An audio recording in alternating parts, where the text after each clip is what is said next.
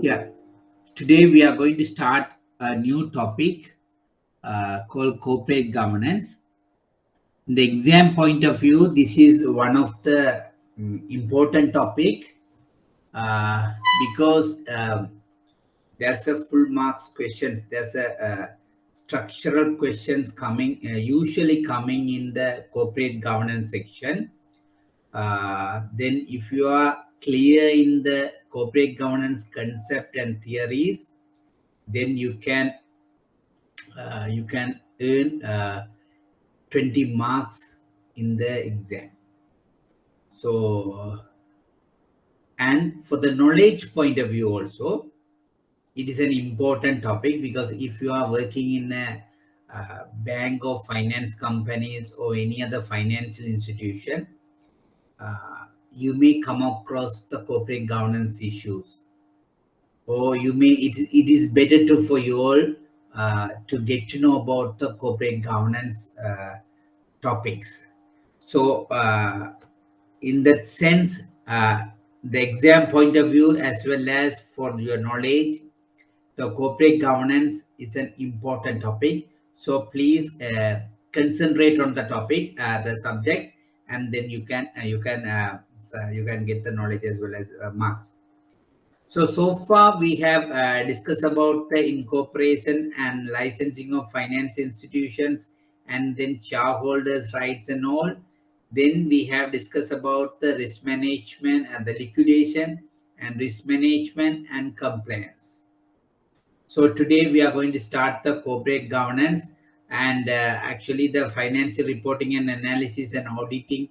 I will take subsequently once I complete the corporate governance. I will take the financial reporting and audit section. So let's move to the general concept of corporate governance. So before moving to that, as usually, I'm asking a question from you all. If you all have any questions or anything, you all can ask subject to the or related to the last class topics or any things which we have studied so far. Because in the last class we have studied about the compliance functions, and we have seen some past paper as well. So if you have anything to clarify or any comments or any questions, feel free to ask from me. I can clarify it, or otherwise I can move to the corporate governance because I just forget it to ask before starting the class. That's what I'm just stopping this corporate governance and I'm asking. If you have any questions, you can ask.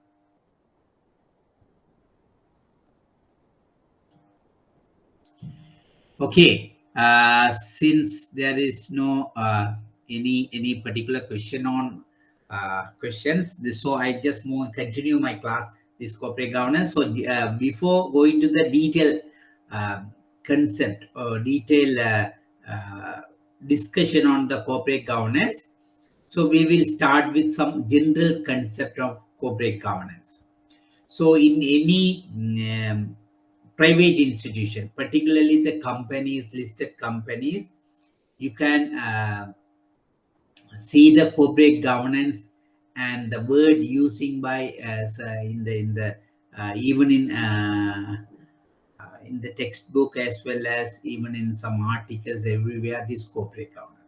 So what is the meaning of corporate governance, or really what do you mean by the corporate governance is the structure of rule, practices and process used to direct and manage a company. So it is clearly saying that it is sort of structure of rules, practice and process used to direct and manage a company. So in order to manage the company, or in order to manage the company, so these rules, practice and process are elaborating how to manage the company, how to direct the company. So there will be a question from you all, why we have to describe or we have to define a rule of practice and process for to manage the company, because there is no separate process to manage the entrepreneurship. There is no separate governance structure or rules and practices to manage the partnership. Why there is a necessary or there is a need, a separate or special need to manage or direct the company? Why there's a separate rules, practice, and processes are need to direct and manage the company? Why that necessity is arising? That is an obvious question can arise from a student. So generally, if it is an entrepreneurship, if you take an SME and entrepreneurship, then of course the owner will be the manager of that particular institution. If you take a small boutique or any small restaurant or small restaurant or any other entrepreneurship, if you see that the owner will be the main manager, or he is the person running the business. There may be some helpers or there may be some employees, 2 or 3 or 4 employees, but generally the owner will be the main manager of that particular institution. We can't call as institution particular entrepreneurship. This is even applicable to the partnership as well. Even the partners will be the main managing people. So there is no any segregation between the owners and managers. The both are the same people in case of entrepreneurship or partnership. But in case of company or corporate, there's a material difference between the entrepreneurship and companies. Here in the corporate or company, the manager and owners are two different set of people. Because owners are generally, I'm saying generally, not involved with the day-to-day management of the particular company. Particularly if it is a larger corporates, or conglomerates, generally the owners will be different sets of people. And the manager or directors may be, the manager or so-called directors may be different set of people. So on behalf of the owners, these directors running the or managing the company.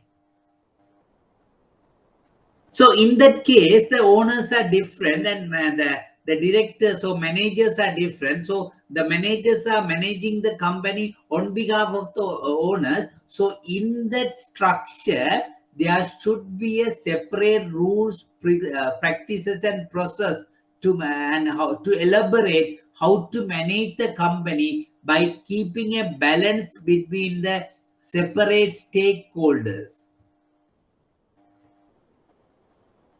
That is why the corporate governance is important. The governance structure is important for a corporate. So, that is the basic for why the corporate governance is important. Why we have to say the governance. There should be a separate topic called corporate governance, which should elaborate the structure of rule, practice, and process to and how to elaborate on how to manage the company. Okay, in case of listed company, okay, even in the company there may be different type of company which we have studied our initial classes, the private companies, public companies, even the public company, listed company. So if it is a listed company, of course it's totally different. It's the shareholders, maybe there may be several a number of shareholders, and then there will be a set of directors or managers who will run the corporate, so particular company, listed companies. So in that case, this corporate governance is getting more important, and which prescribe the rules, practice and process to use to direct or manage a company. So in the exam paper, there will be a question, or normally if there's a question, we can see that why this corporate governance is important for a bank or finance companies than other companies or corporates. So compared to corporate means the production-based corporates, or a supermarket company, or any other service-oriented companies and anything. Compared to those, why a bank or finance companies need to have best corporate governance practices? Why a bank or finance company should have best corporate governance practices compared to other corporates and companies, even compared to the listed companies? Why? To maintain the public trust. Sorry? To maintain the public trust. Yeah, that is one of the reason. To maintain the public trust is one of the reason. And other main direct answer will be these banks and finance companies are mainly run with the depositors' money. So here, of course, they have to, the managers or so-called directors has to maintain a balance between the owners as well as depositors.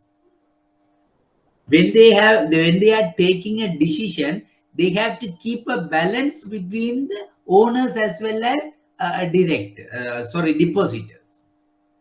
In other companies, of course, even though in the general idea is they have to keep the balance between the different stakeholders, but the owners will be, the ultimate interest will be to the owners, to safeguard the owners. But of course, in the bank and finance companies, ultimate interest to safeguard the depositors than the owners. If there is any question arise that, okay, if some decision will affect the owners or depositors, then we have to take a decision to safeguard the depositors' interest. Or then the depositors' interest will be supersedes. So, in that point of view, so you have to answer the question that, so compared to other companies or corporates, the banks and finance companies are mainly deal with the depositors' money. So, in that case, they have to take the interest of, while they are maintaining the interest of all the stakeholders, they have to give the more priority to the depositors and safeguard their interest. So that's why the corporate governance is important for a company, and compared to the company, it is more important to the banks and finance companies. So that is the underlining idea you'll have to keep in mind. And the second point, it says that corporate governance involves balancing the interest of a company's many stakeholders, which we have studied already. The corporate governance, I have said that, okay, because in a company or corporate, especially if it is a listed company or listed corporates, there may be several stakeholders. Who are the stakeholders? Generally, the shareholders will be one of the stakeholder, employees will be one of the stakeholders, directors may be one of the stakeholders, the government or tax authorities will be one of the stakeholders, environmental authorities will be one of the stakeholders, even the regulators. If it is the finance business companies, regulators may be one of the stakeholders. So there may be several stakeholders. So generally, the corporate governance involve balancing the interest of a company's many stakeholders. So they have to keep the balance. And the third one is company's board of directors is the prime force influence the corporate governance, which is you'll have to keep it in mind. And I like to emphasize that even like risk management function or like a compliance function, this corporate governance also, the board of directors will be the prime force of influencing the corporate governance. If there is a good corporate governance in the company, actually, other than the owners, the directors play a good role, and it has to be created as a culture. In even in some finance companies, you can see that their corporate governance will be in a high level or high standard will be maintained in that particular. Normally, the maintaining by the particular finance companies or particular banks of particular corporates. So the directors will be prime force of influencing the corporate governance. And again, this is talk about that bad corporate governance can create a lot of consequences to the company's reliability and integrity and transparency. So if there is actually, it will create a lot of consequences. If there's a good corporate governance, actually, when you are valuing the company, okay, if it is a listed company, when you are valuing the company, there may be several valuation method or several analytical method to value the company at the stock market. One of the way, the two main thing is the fundamental analysis and technical analysis. If you wanted to see the fundamental analysis, then you will see about the corporate governance structure and management of the company, which is one of the most important thing to that will create a value of the company. So if there is any bad corporate governance, that will create a doubt on the company's reliability, integrity, and transparency. Again, that will have a implication on financial health of the particular corporates. So this is sort of the overall view of the corporate governance. So here you have to keep in mind the corporate governance practices and process is necessary because the managers and owners are different in a company or corporates, and the corporate governance rules and practices are um, prescribed and which involve balancing the interest of many stakeholders. And in case of in case of banks and finance companies, they have to give more priority to the depositors than other stakeholders.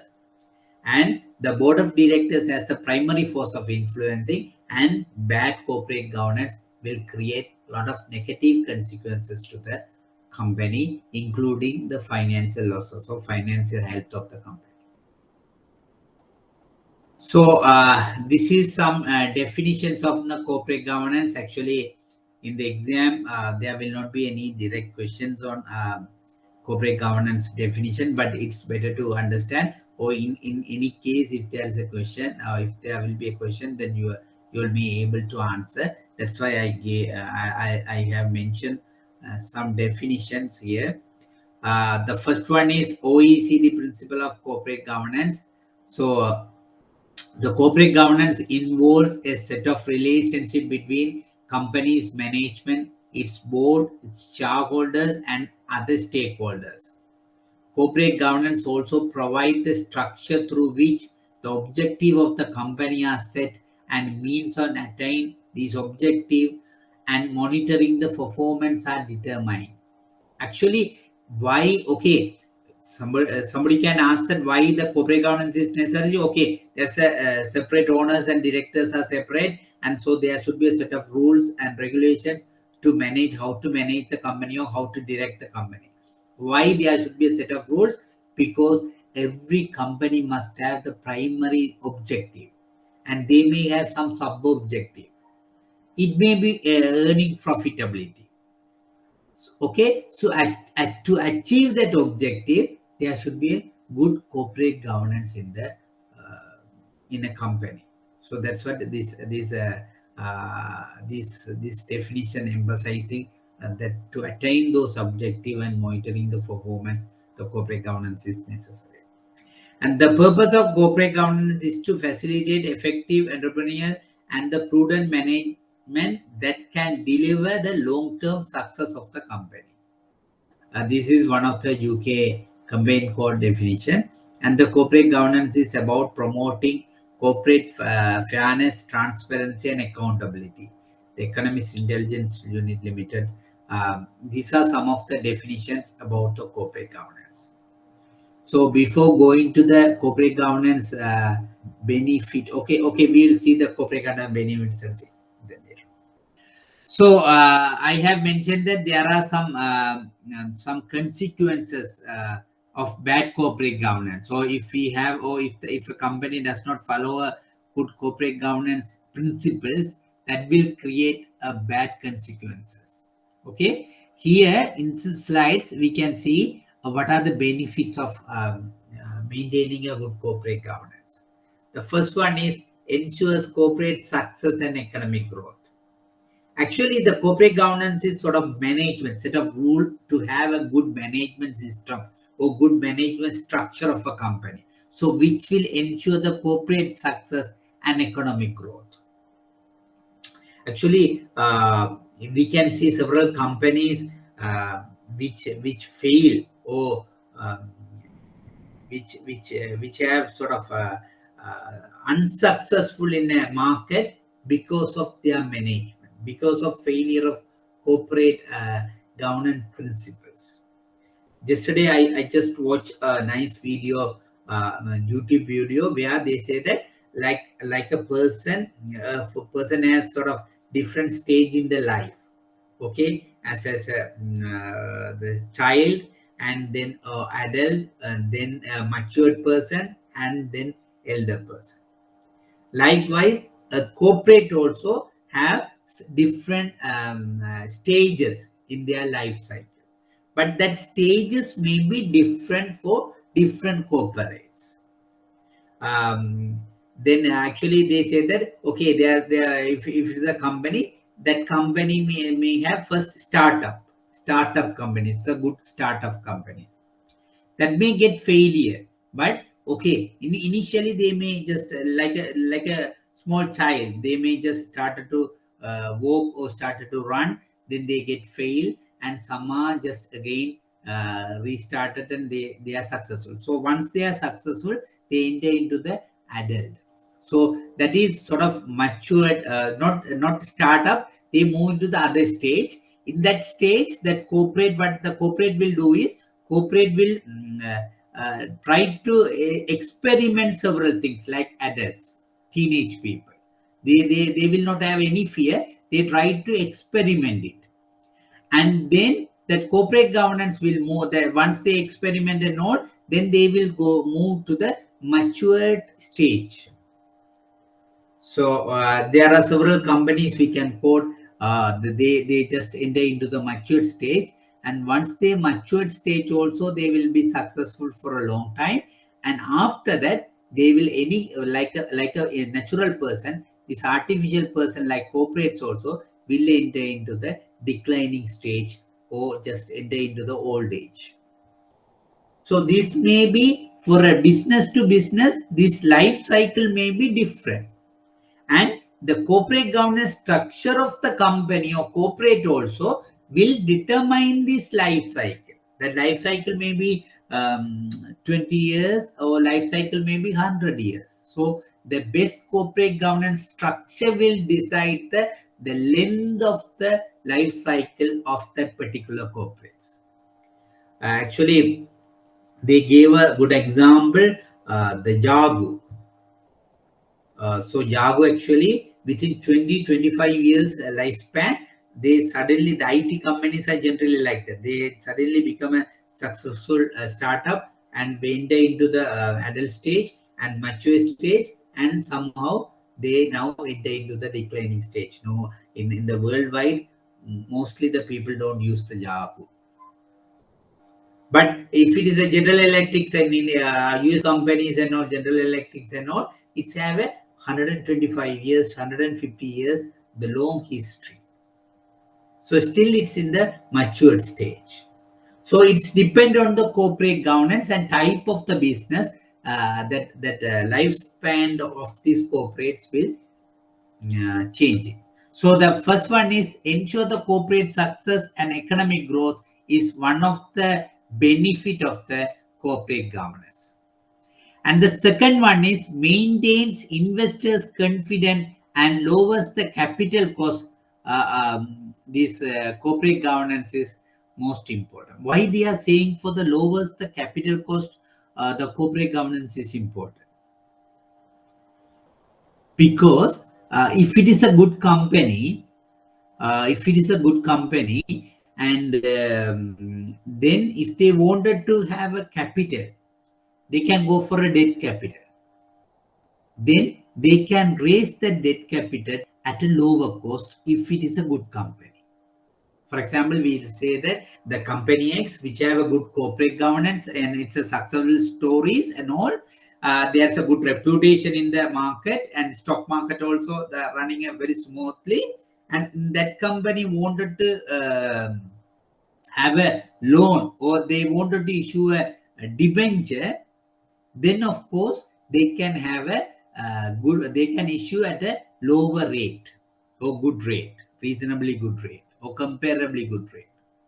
If we can take another company Y, which does not have good corporate governance practices, and it has an issue, several issues and all, then if they wanted to go for a debenture issue to raise a capital, debt capital, then of course due to that there are inherent issues, even though they are doing a good business, but their capital, when they wanted to raise a capital, the cost may be high, because when the rating agencies give a default, the credit rating, they will factor this all the things. So the other benefit is maintain the investors confident and lowers the capital cost, is one of the benefit from the best corporate governance, and create a positive impact on the share price. That of course I need not to explain, or I just discuss with you all. The fundamental analysis, when they are doing the fundamental analysis on the share price, to value the share price, of course they will factor this corporate governance matter. Corporate governance is matters, so that will create a positive impact on good corporate governance, will create a positive impact on share prices, and provide proper inducement to the owners as well as managers to achieve it objective. So it will provide the proper inducement for the both parties, to the managers and owners, to achieve their objective, and minimize the wastages, corruption, risk, and mismanagement. Of course, best corporate governance will minimize wastages and corruptions first. Actually, when I am going sort of one institution, maybe state institution, and if a peon asks some bribe to search the file, then of course I don't find any fault with that peon. I find the fault with the head of that institution. If that head of the institution manage that institution in a proper way, this peon won't ask 100 rupees, or peon won't ask 500 rupees, or some corruption to get that file, because since there is a lack of administration or lack of proper system only, these people make use of it.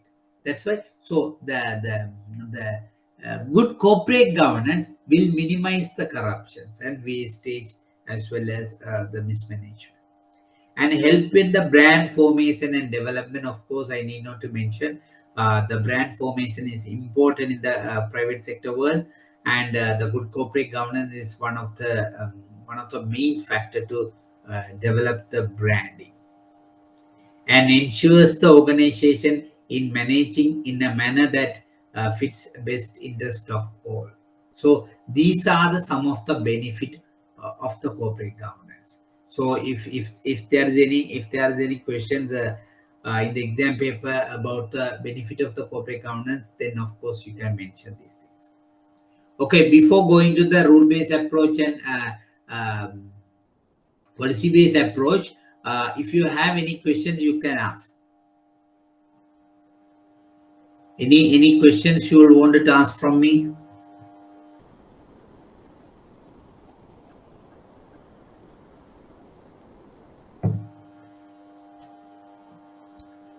I think you all maybe are tired after the office hours and long office hours.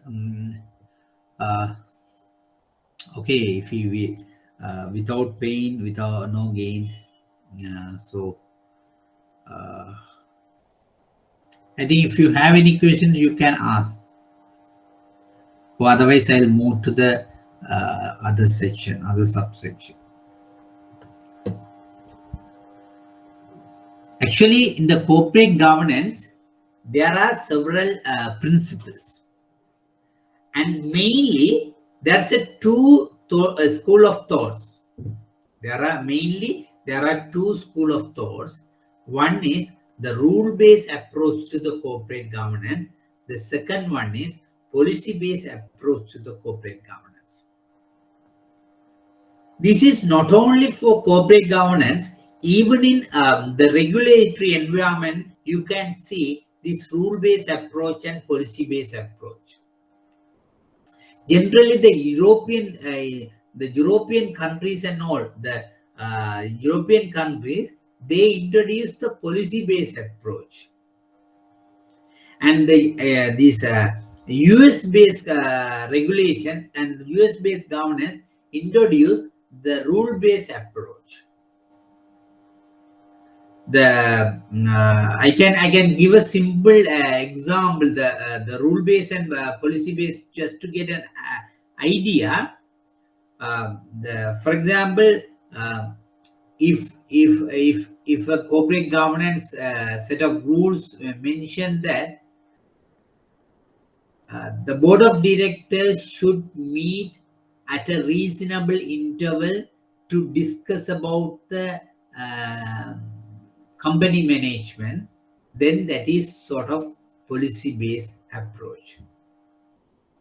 So it says that the board of directors should meet at a reasonable frequency to discuss the corporate, the company businesses.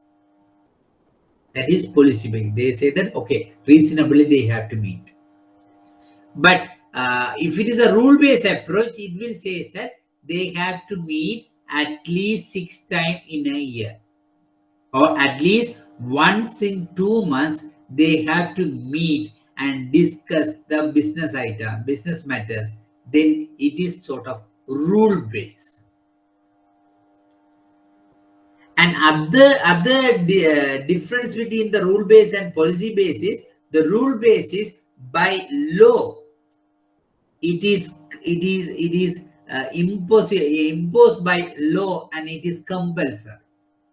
But policy-based, of course, it will not be the law. It is sort of the concept-wise. It's a concept-wise it introduced. So that is the difference between the policy-based and rule-based approach. So in the corporate governance also, we are having the rule-based approach. Here it says that it is based on the view that companies must be required by law or by some other form of compulsory regulation to comply with established principle of good corporate governance.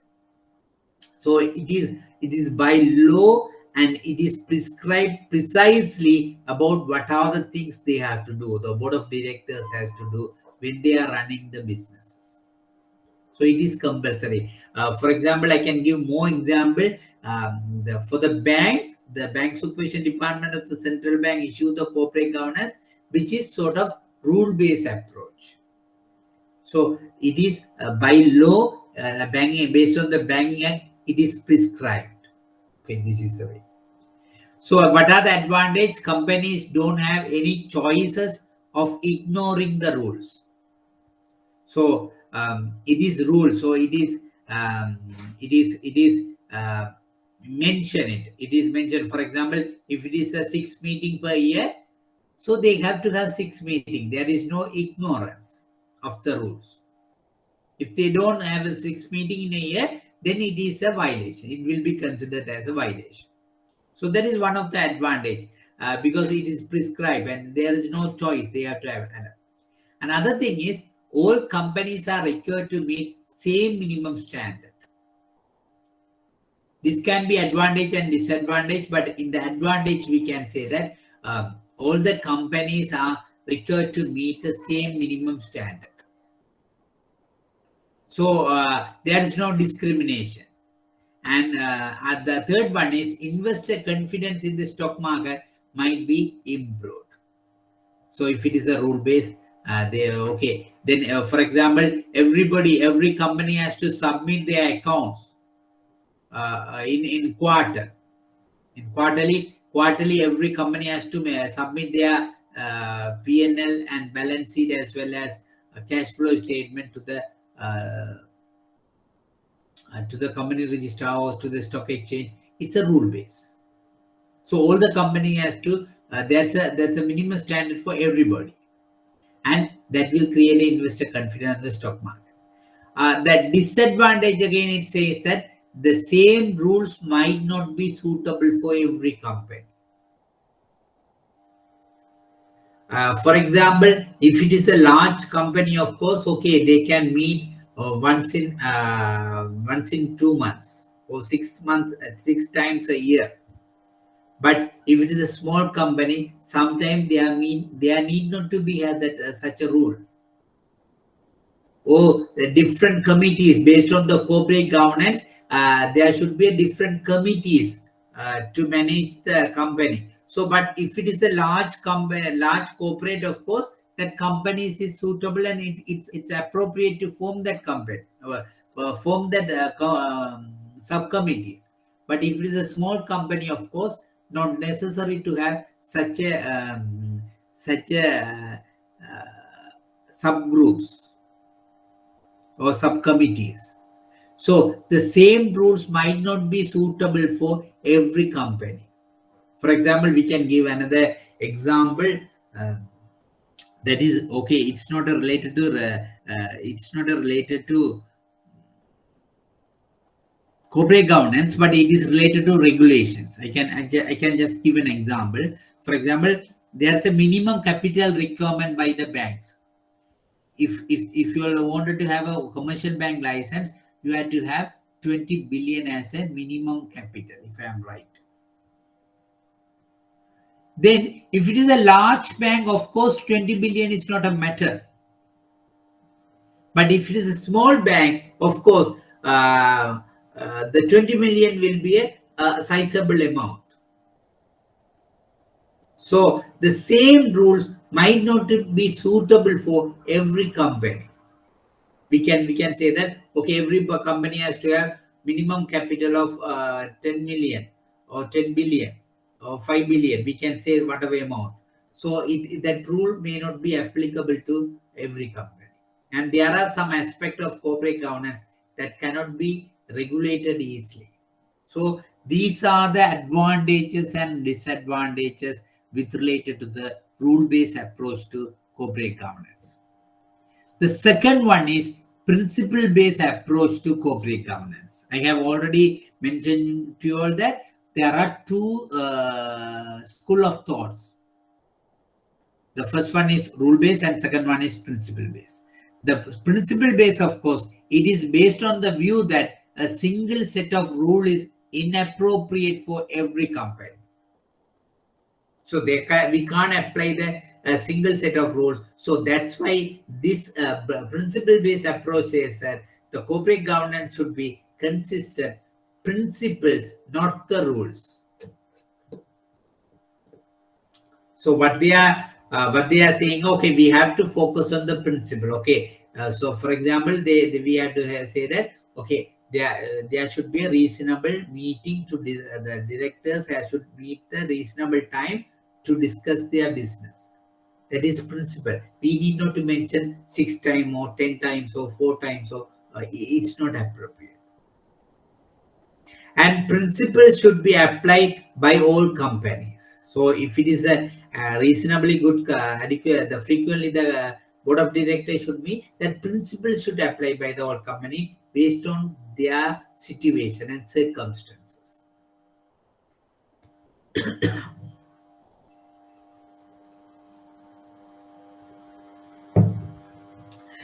Then again, guidelines should be issued with a code and to suggest how the principles should be applied in practices. Actually, But here they are saying that, okay, even though it's a principle based, so there can be guidelines. The guidelines can be say that how to in practically how can implement these principles. And as a general rule, companies should be expected to comply with the guidelines.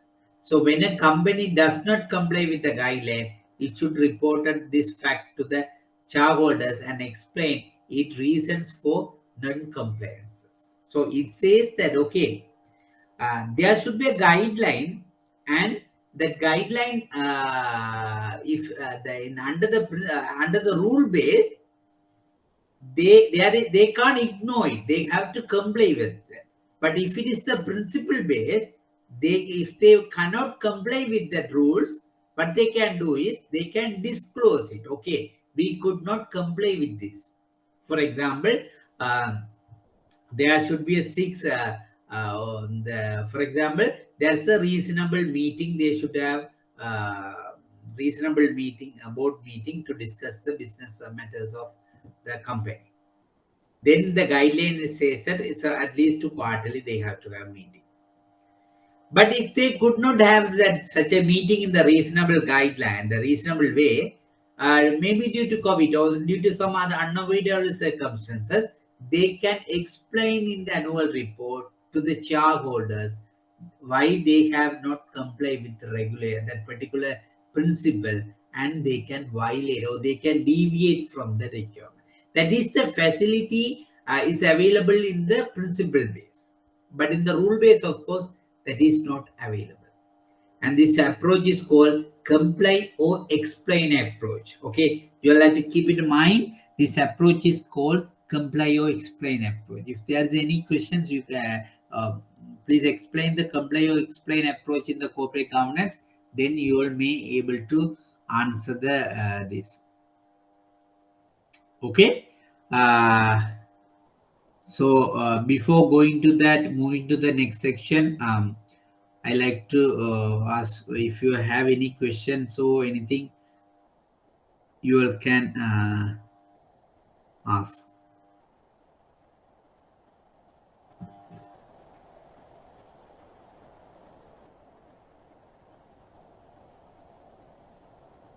For example, in the corporate governance, there's a principle that uh, the CEO and chairman of the director board should not be the same person. Okay, in the corporate governance, one of the best practices of corporate governance mentioning that the chairman and CEO of the corporate, the board of directors, in the board of directors, there may be chairman and there may be CEO, chief executive officer. The both should not be, the position should not be given to one person. So there should be two different people as a chairman as well as CEO. Under the rule-based approach, they can't deviate it. If it is the rule, then what they have to do is they can, there should be a separate person for as a CEO and separate person as a chairman. But in case of principle base, even though there's a rule or there's a principle that the chairman and CEO should be a two different person, but if they could not comply with that, they can explain that to the shareholders, and one person can be a chairman as well as CEO. That's why it says that comply or explain approach. If they could not, so in the principle base, they can comply or otherwise explain to shareholders and stakeholders, and they can deviate from that principle. Understand? I hope you will have understand the what I am trying to say.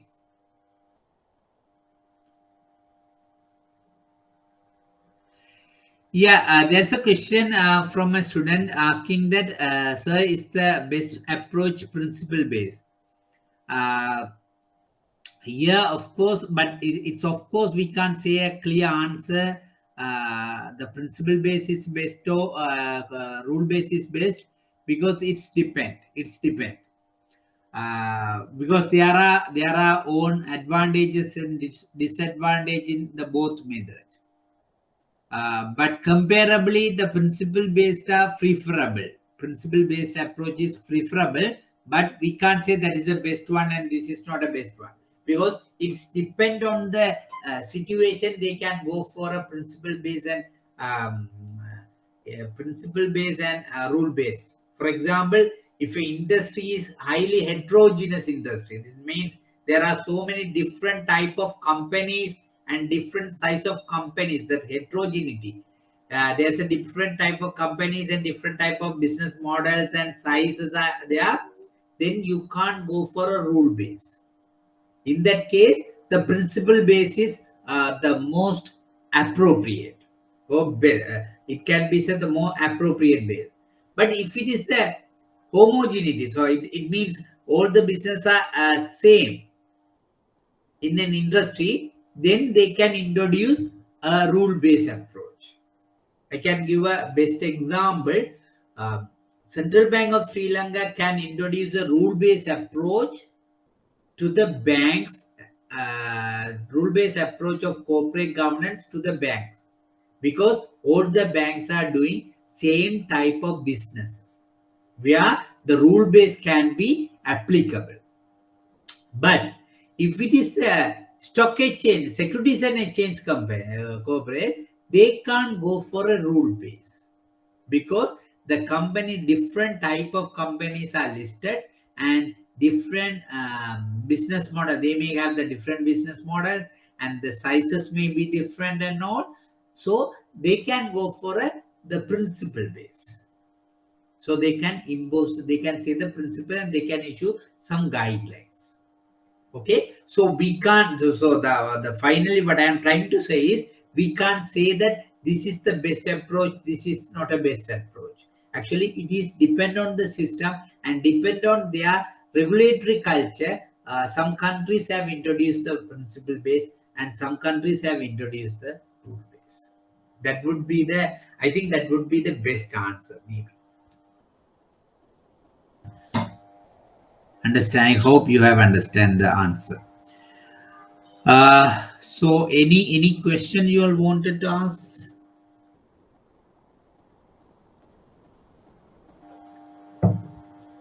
This is one of the topic we can enjoy actually, because it's sort of concept related to the current world.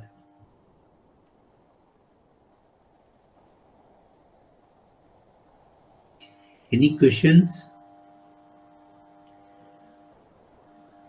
Okay. Since there is no questions, I'm moving to the next topic, subsection, which is about in Sri Lanka, two regulatory bodies introduce the best practices on corporate governance, code of best practices on corporate governance. Before going to that, I like to just get some feedback or remember our what I call, what I can say, to just to check whether you all are on the track. I have discussed with you all that there are different regulators in Sri Lanka. Okay, for financial sector, for the financial institution, there are different regulators. Okay, I just like to know that how many regulators are there in Sri Lanka. I have already told you, and I just wanted to check how many regulators are there in Sri Lanka.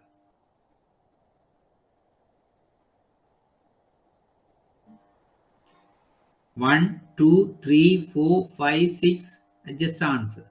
Just type it and or you can tell. How many regulators are in Sri Lanka? Financial sector regulators are in Sri Lanka. Because just to warm up, because it's nothing. Just to warm up that.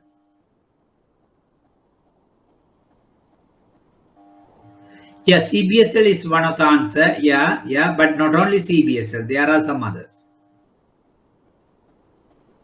3, of course, it's a close to the right answer. Mainly there are 3 regulators, but of course we can say even 4 regulators, but 3 also acceptable answer. The first one is Central Bank of Sri Lanka, and second one is the SEC, Securities and Exchange Commission, which regulate the capital market and stockbrokers as well as.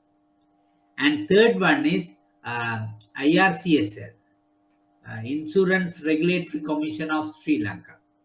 These 3 are main financial regulators. But I think I have mentioned one more, this Cooperative Development Department or Cooperative Commission Department, which regulate the rural banks and thrift societies.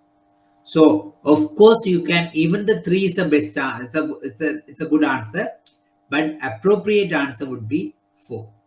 The Central Bank of Sri Lanka, Securities and Exchange Commission, and IRCSL, this Sri Lanka Insurance Regulatory Commission, the Insurance Regulatory Commission of Sri Lanka, and fourth one is Cooperative Development Department or Commissioner of Cooperative Development, which is responsible for regulating rural banks. I think in the very first class we have studied about this. So here, out of these 4 regulators, the 2 regulators have issued Code of Best Practices on Corporate Governance. The first one is SEC, the Securities and Exchange Commission, along with ICASL, it means Chartered Institute of Sri Lanka. They just issue a Code of Best Practices on Corporate Governance. And initially, the first edition was 1997, and then they have amended it in 2002, 2003, and 2008 and 2013. Finally, it was 2017. So I think the 2017 is in a currently is available or applicable. Currently is applicable for the 2017. This corporate governance best practices, or this corporate governance code is applicable for listed companies. It means the companies, those who are listed, those are listed in the Colombo Stock Exchange are applicable. This code of best practices is applicable for them. That is one. The second one is Central Bank of Sri Lanka issued a guideline on corporate governance for licensed banks in December 2007. And time to time, they also amend that direction. So that is for the only for licensed bank. And of course, the central bank, other department, they are trying to issue corporate governance. I think the non-bank finance institution, Department for Non-Bank Finance Institution for finance companies. But that is not much prominent. But this CBSL, the bank supervision one, CBSL one for commercial bank corporate governance concept is one of the prominent. So if there is so you will have to keep in mind the 2 regulators. First, SEC along with the Chartered Institute issued a code of best practices for corporate governance, and again the Central Bank of Sri Lanka issued for a banking sector. So generally the board of directors, every public company should be headed by an effective board which should direct or lead and control the company. That is actually we have to just, these are some principles I'm going to introduce in the coming slides, which is just have an idea about to some concept and some best practices. The first one is every public company should be headed by effective board which should direct, lead, and control the company. The first one. The second one is The board should meet regularly. The board meeting should be held at least once in every quarter of the financial year. Okay. So, and third one is the board collectively and directors individually must act in accordance with the law of the countries as applicable to the business enterprise.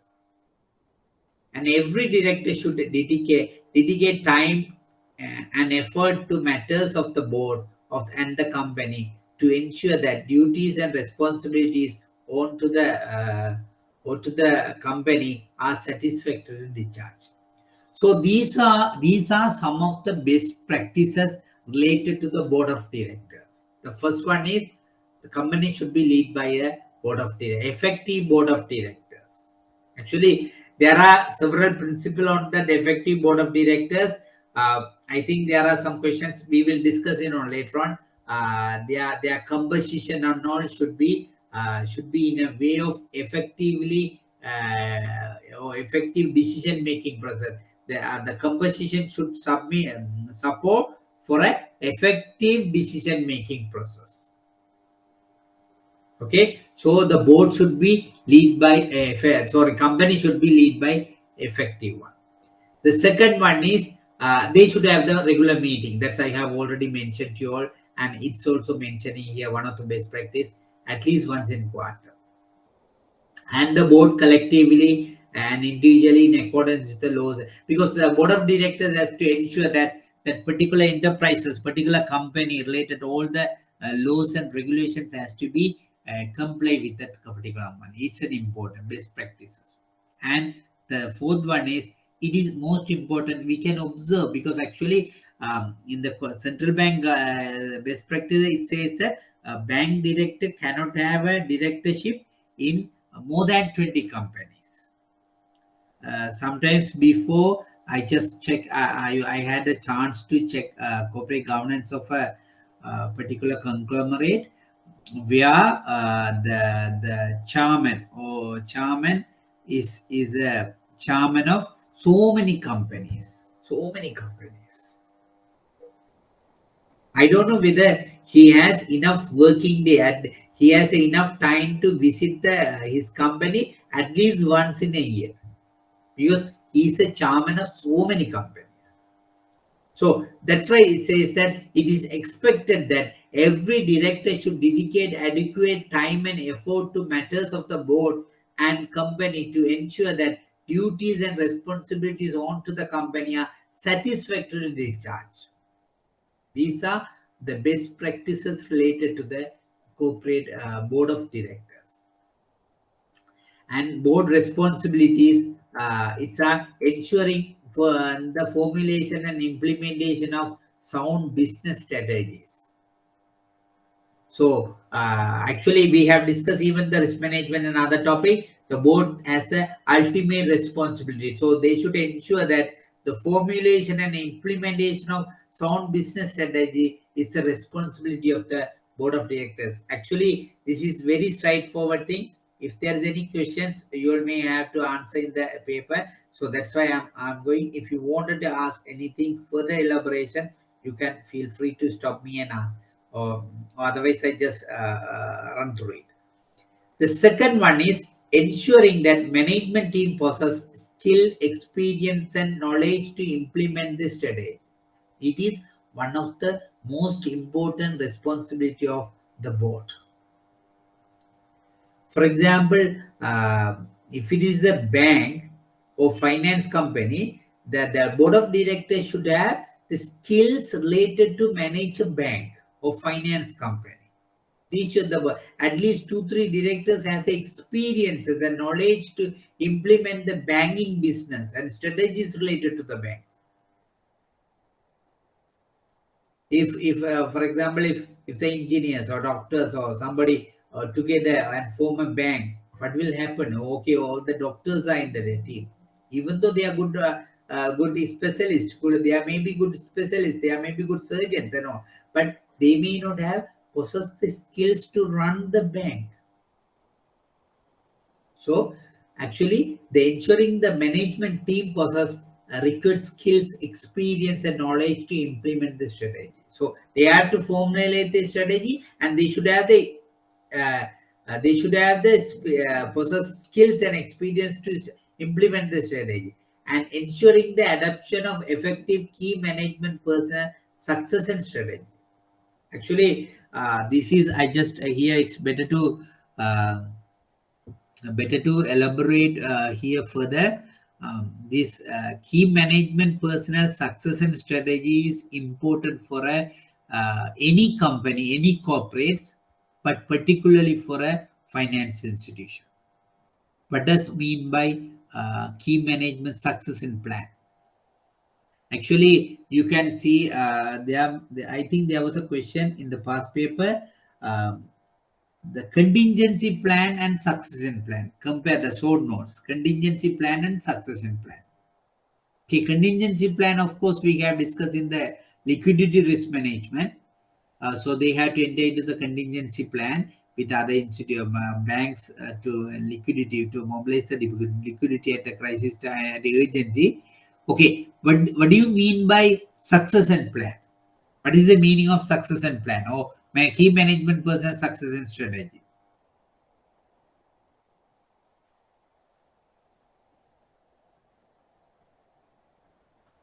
What is the meaning of succession plan in the company? If you are working in the bank and finance companies, of course, the generally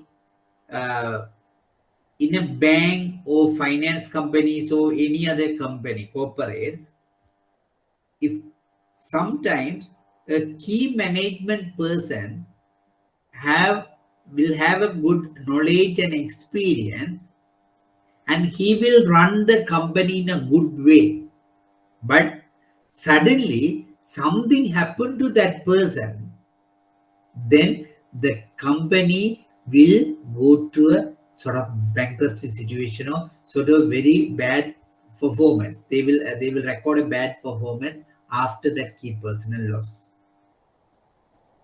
Even in a bank, you can see some banks are the one man show, like that CEO has all the ability, and CEO he run the entire bank in a good way, but if they don't have the succession, okay, if the succession plan means if something happens to the key management personnel, who will take over that position?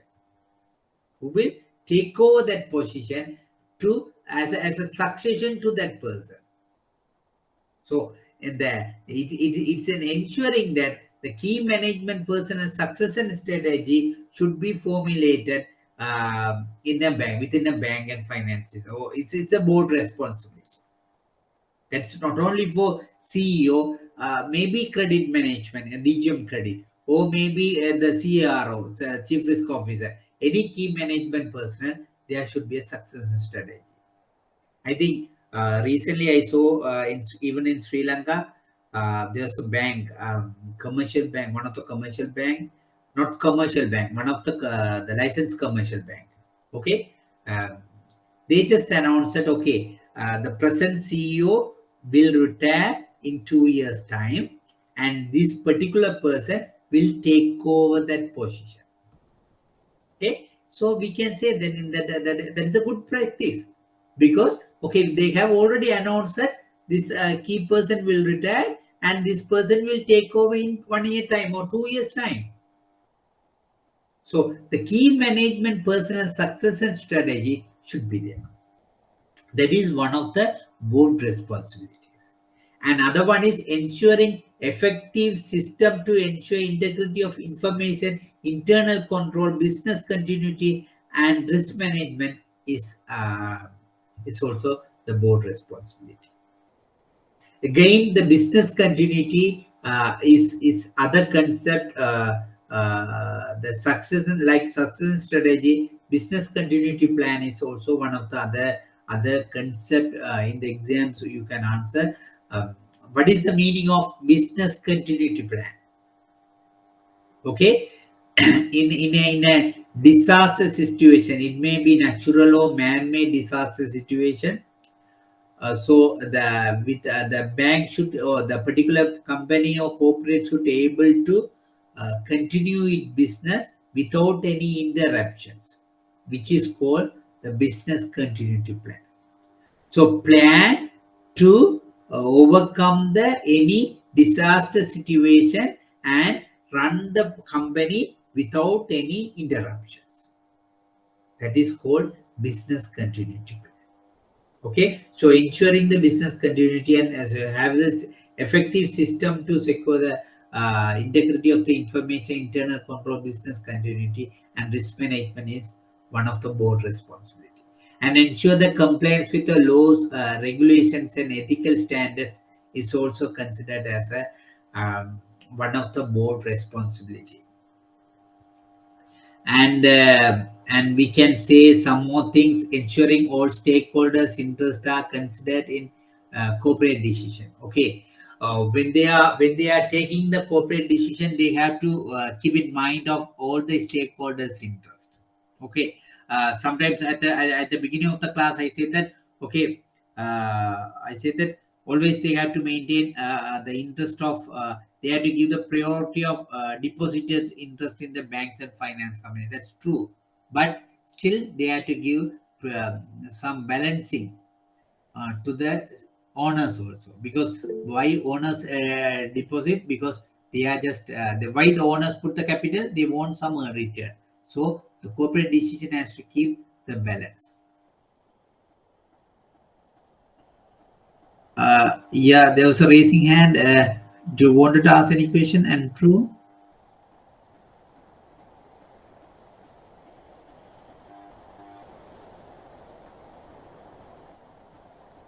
Yeah, I think it's mistakenly. Or do you want to ask any question, Andrew?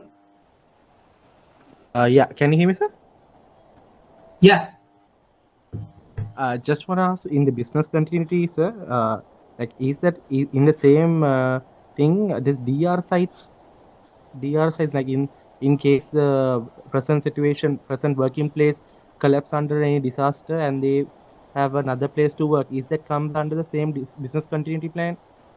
Yes, same, exactly. Actually, the business continuity, that is kind of the part of the business continuity. If there is any disaster, any natural or man-made disaster, there will be a disaster recovery site, and that disaster recovery site, they will move the business. That I think the last this management class I have explained to you all that even some large global companies, they keep the disaster recovery in some other countries. Okay, if something goes wrong in entire countries, affect entire country, so they can start the business in operate that business from other country and maintain the network and all. So this is actually the business continuity plan is related to that disaster recovery site and all. That is part of that. Am I answered your question? Yes, sir. Okay. Yes, sir. Okay. So that is about the board responsibility. Then we can move to the other area, the independent director.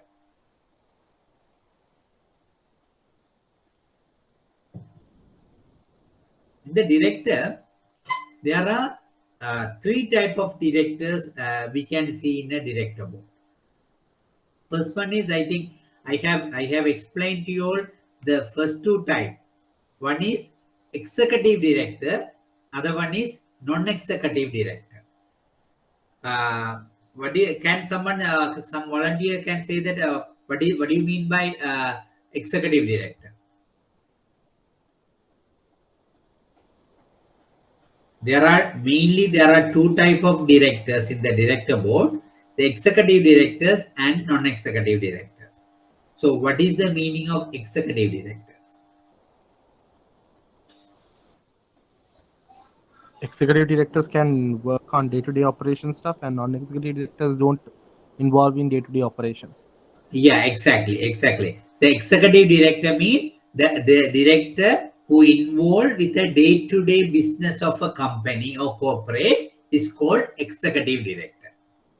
And non-executive director means a person or director who does not have any involvement with the day-to-day operation. Just keep in mind, day-to-day operation of the company or corporate is called as a non-executive directors.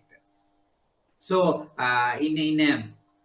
the broadly, we can segregate the director, or we can divide the directors into two categories: the executive directors and non-executive directors.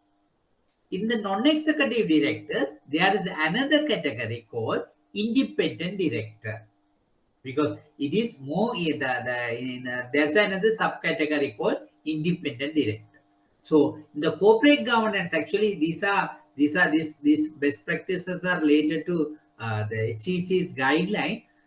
So the independent director, under which circumstances one director can be considered as an independent director. So this slide explained to you all. A director would not be independent. It is explained in other way around, negative way. So a director would not be independent if he or she has been employed by the company, subsidiary or parent company during the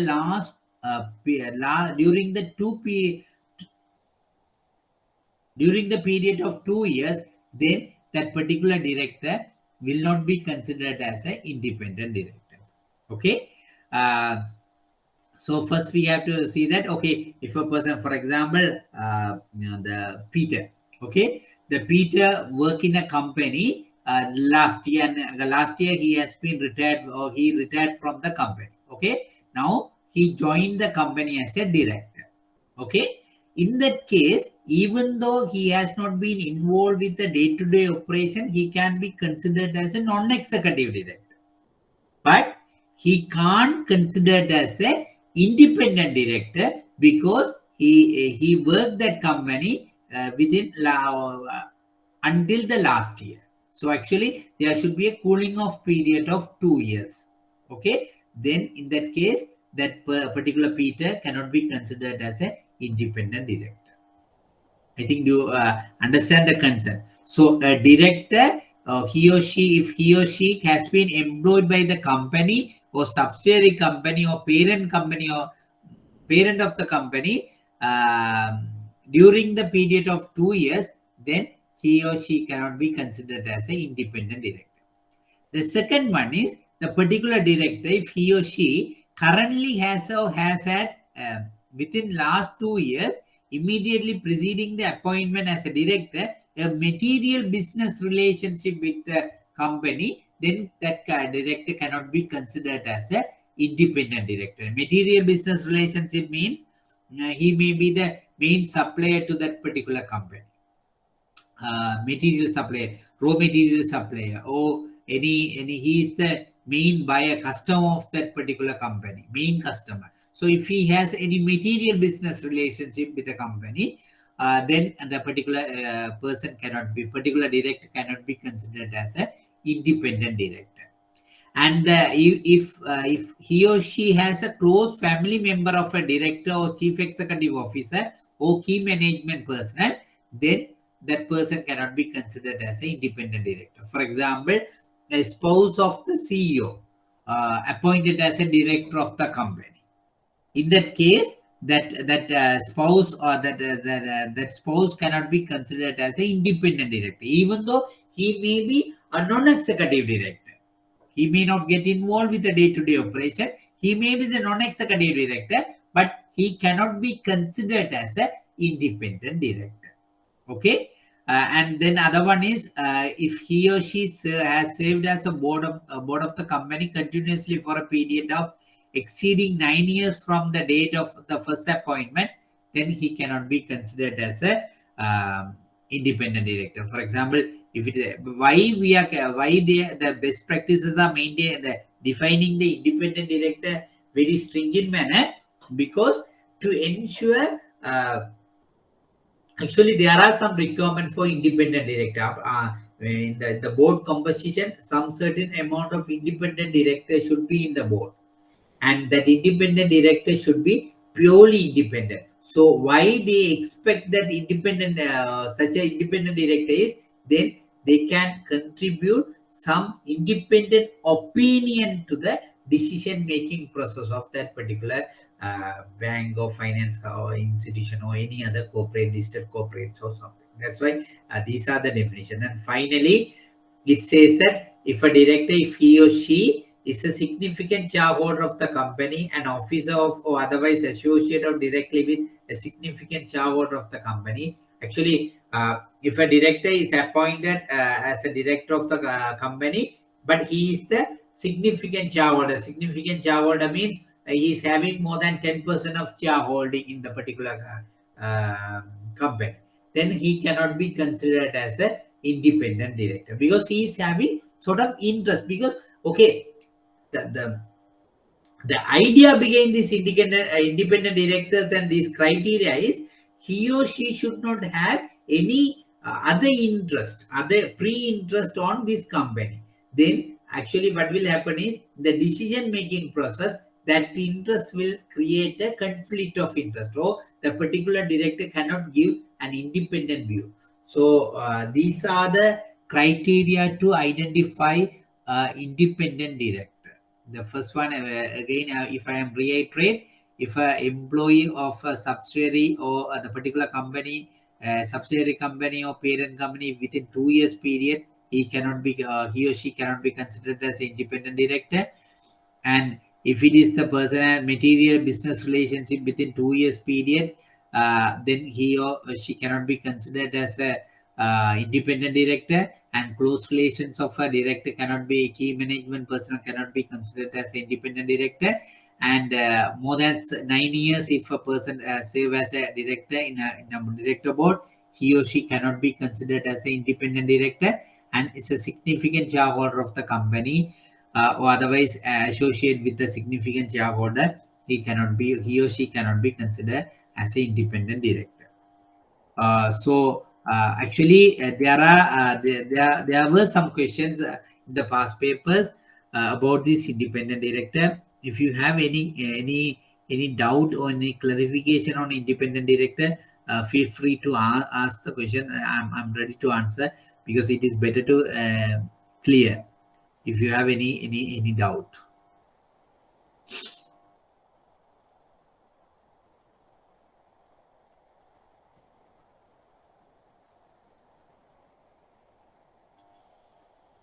You have any questions on independent director?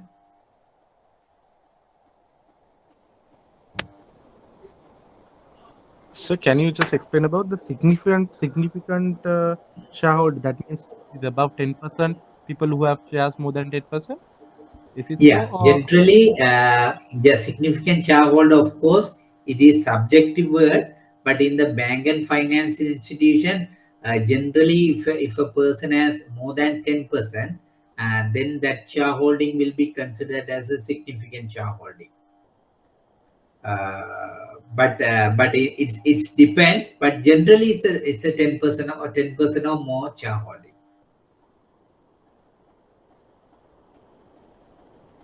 Because why they are saying that significant shareholder should not be the independent, should not be considered as independent director. For example, if a board of directors discussing about dividend declaration, that time that particular director may have interest on the dividend, because since he is having a significant shareholding.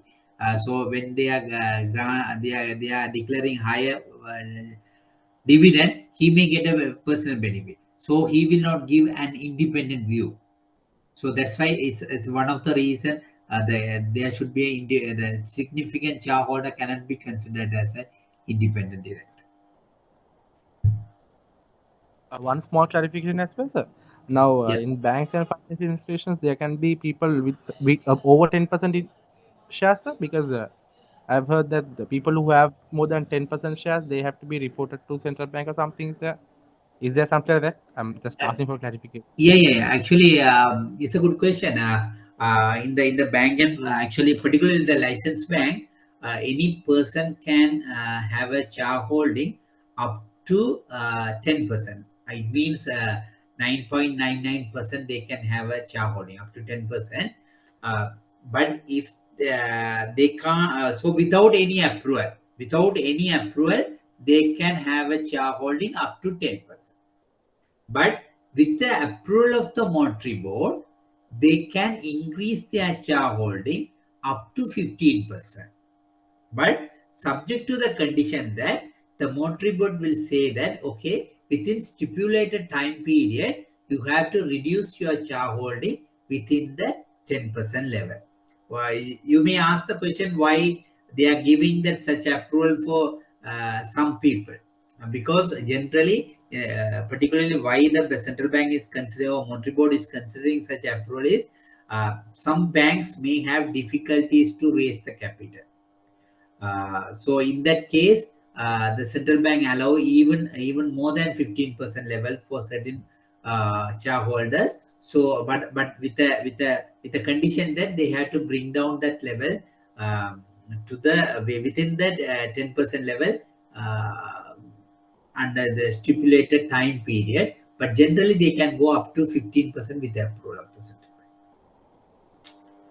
And this is not applicable for a government or treasury. So treasury can have, I think, the 100% shareholding, particularly in the bankers loan and People's Bank and NSP, they are having 100%.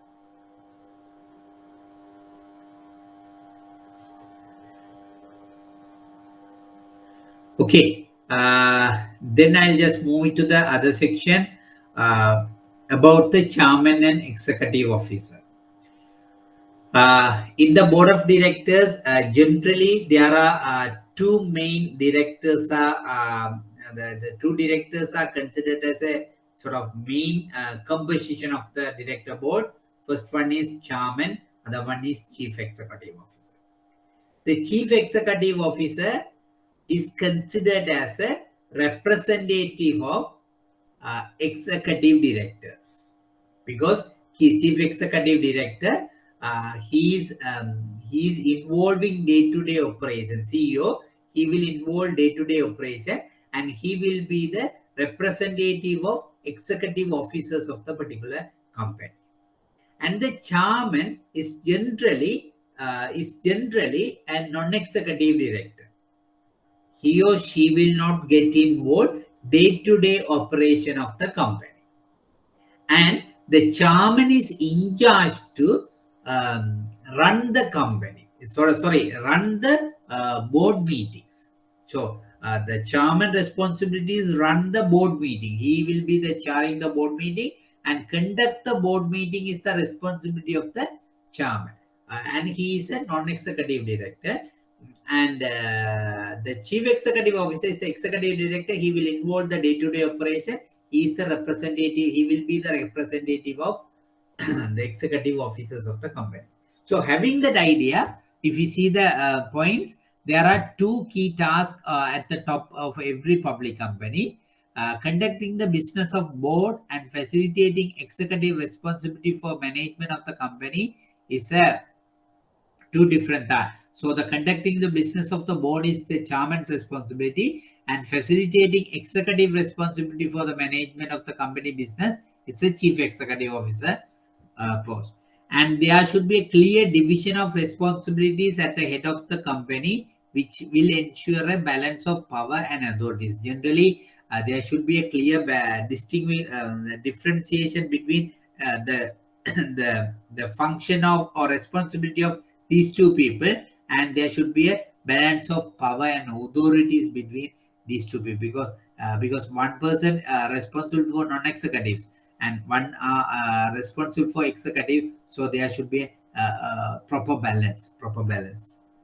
And a decision to combine the post of a chairman and CEO is one person should be justified and highlighted in the annual report.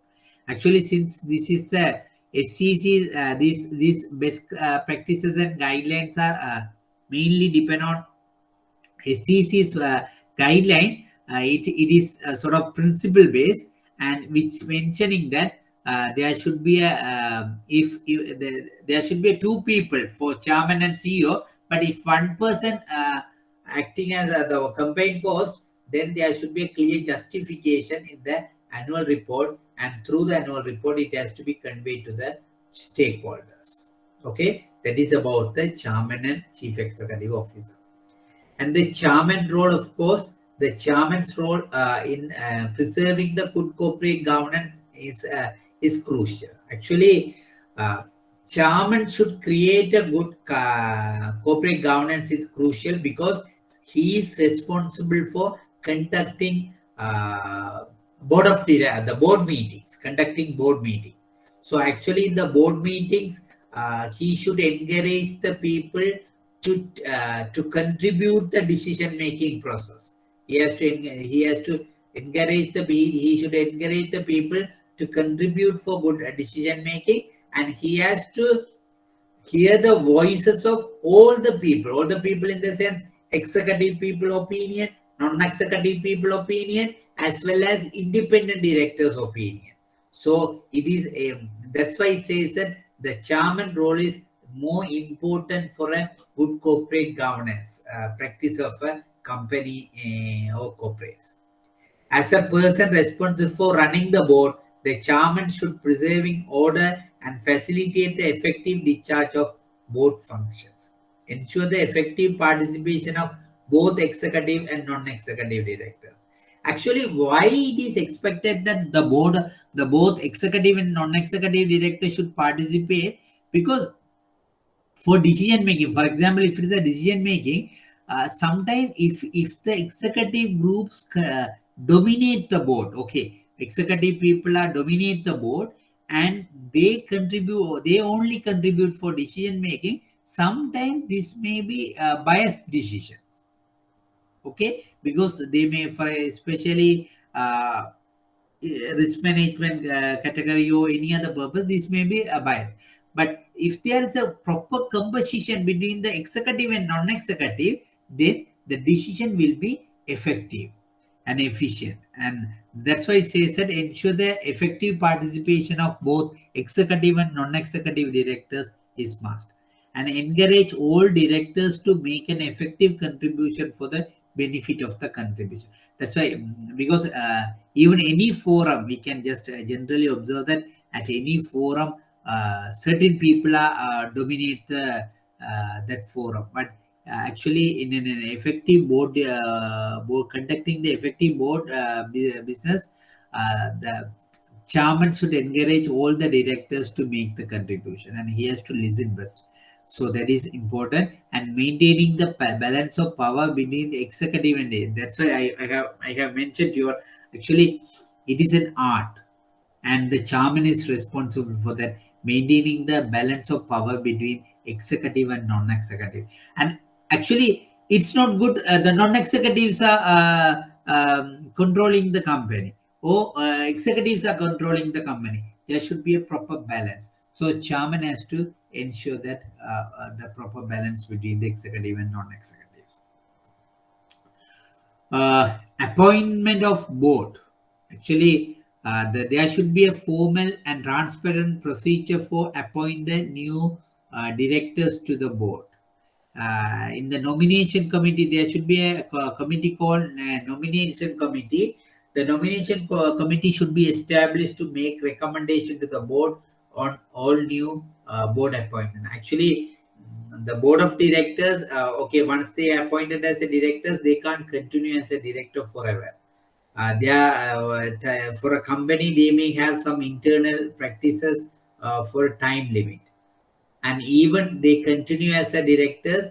Actually, between certain time limits, after certain time, they have to resign themselves and has to contest to in the annual general meeting to become the director. So board of the shareholders has to approve that person to become the reappointed as a director.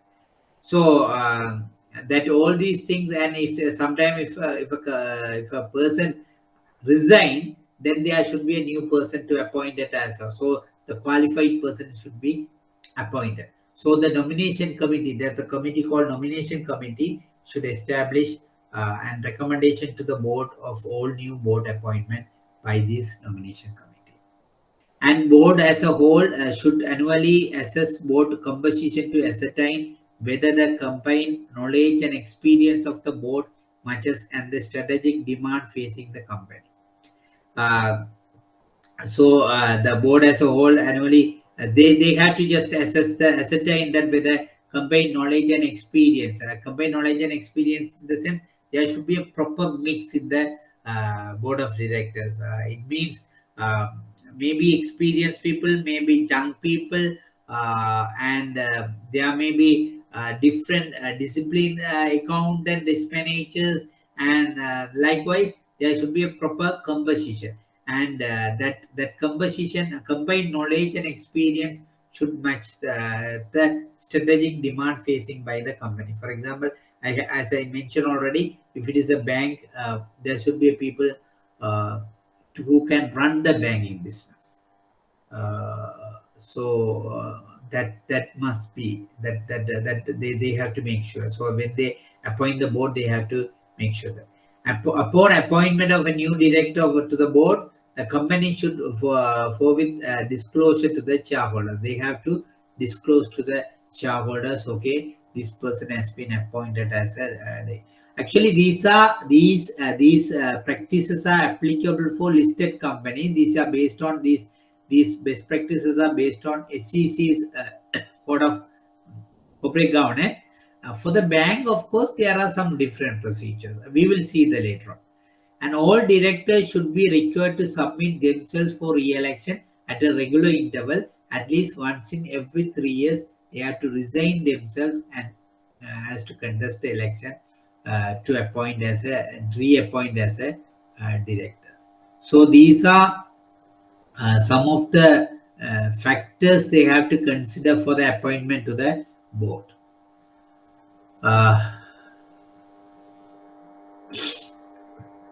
Then we are going to discuss about the balance board. Before that, if you wanted to ask any questions or anything.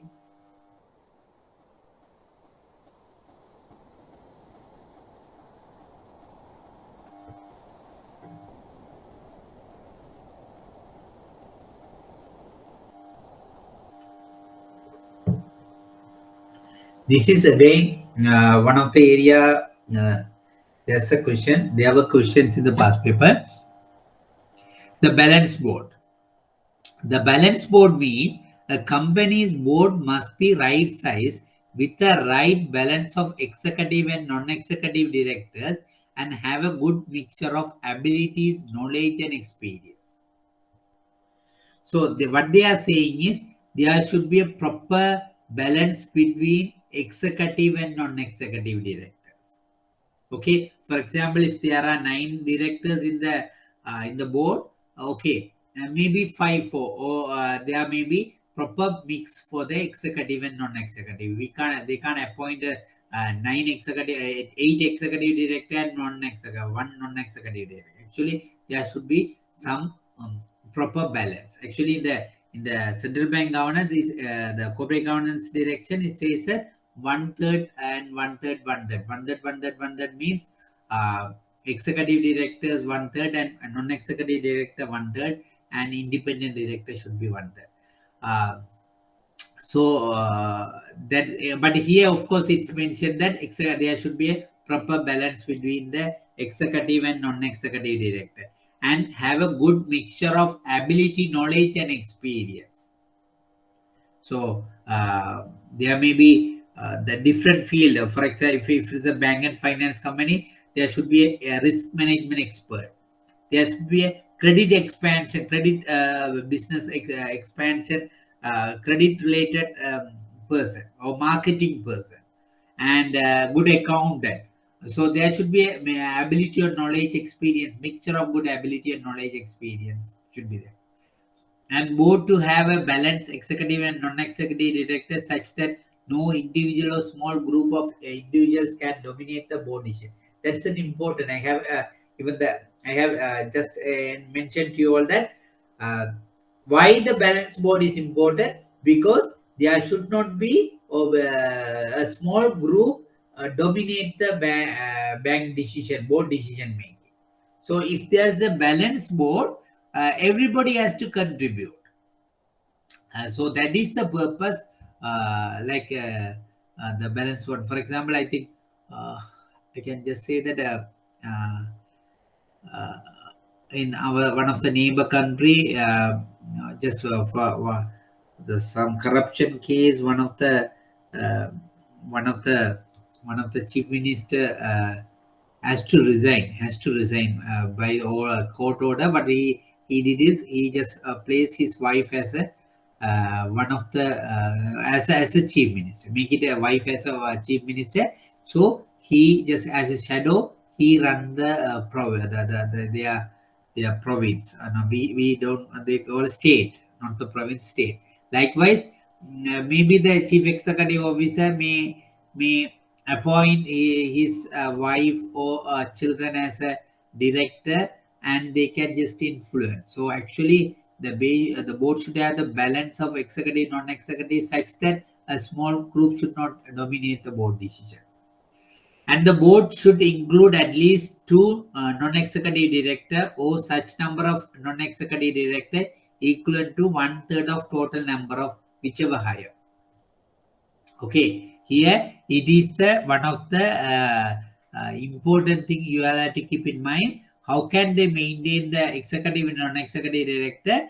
There should be at least two non-executive director or such number of directors equivalent to 1/3 of total number of directors, whichever higher. So, for example, okay, have you understand this last sentence? There should be at least two non-executive in the board, at least two non-executive director, or such number of non-executive director equivalent to 1/3 of the total number of director, whichever higher.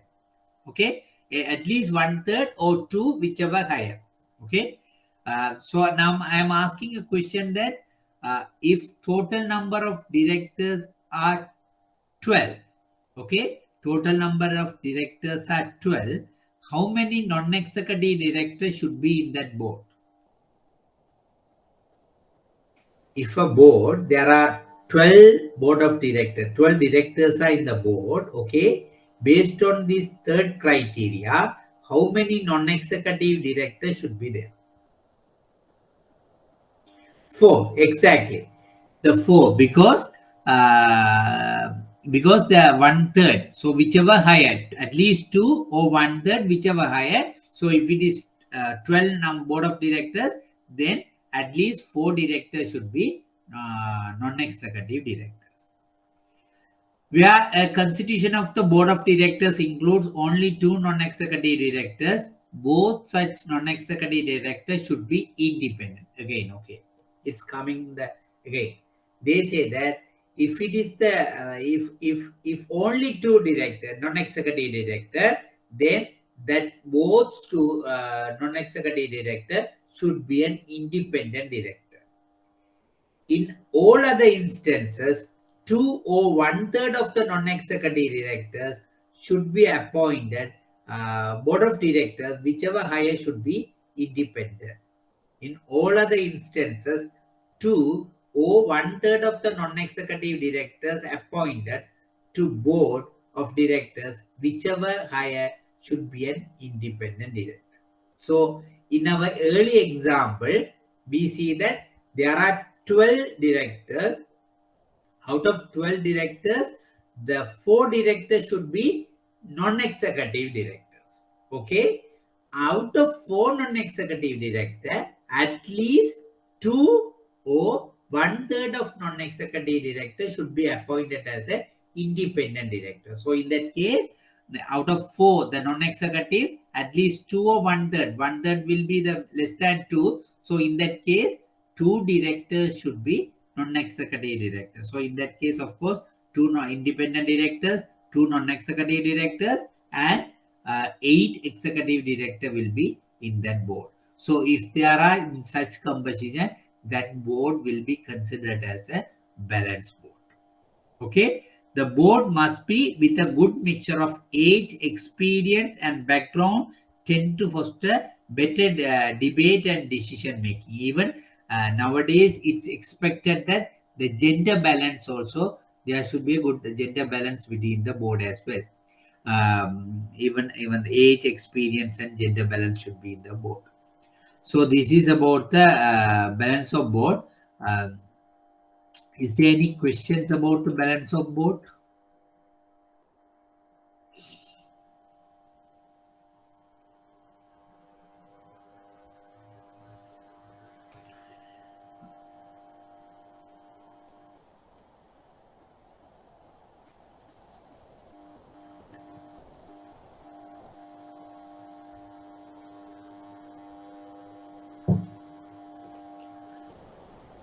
Yeah. This is also, I think, related to the exam. Uh, this is even in the compliance function also. There are questions related to this, and even in the corporate governance also, you can see the questions. The corporate governance should be a tone at the top and describe. So what do you mean by the tone at the top?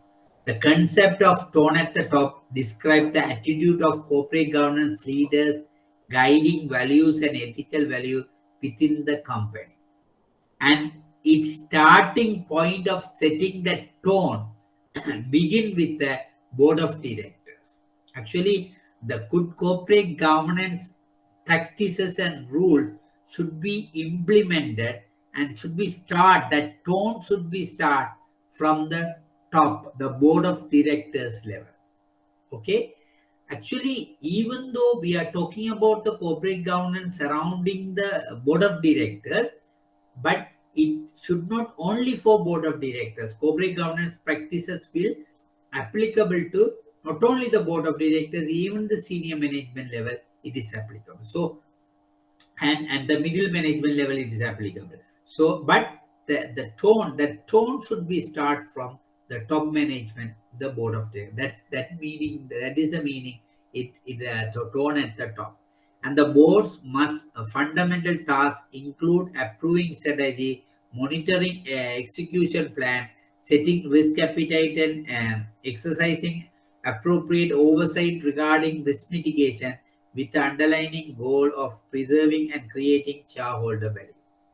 So actually, the board of directors at the top level, they have to approve the corporate governance strategy, and not only the corporate governance, actually the company strategy, and monitor that execution plan, how that strategy can be executed and implemented, and setting risk appetite and exercise appropriate oversight mechanism regarding the risk mitigation, with the underlying goal of preserving the creating shareholder value. So this has to be started at the top management level, and board set a tone of the organization in a way that it execute their responsibilities. So this is all about the tone at the top. So simply, if you understand, the corporate governance practices should be started at the top level, the board of directors level, and the board of directors should have the fundamental task to approving the strategy and monitoring the execution plan or implementation plan, setting the risk appetite, and all the things are responsible at the top management, and the tone should be set from the top management level. That is about the tone at the top in the corporate governance. So I think I'm going to stop the class with this point. So today if I summarize that, today we have started with general concept of corporate governance, and then we have discussed about the definition of corporate governances, and three definitions we have seen, and then the benefit of corporate governance we have discussed, and then I have explained to you all the rule based and policy based approaches, and then we have seen about now then we have seen about the code of best practices on corporate governance issued by SEC, and under that SEC direct corporate governance code of best practices, there are good some best practices we have seen.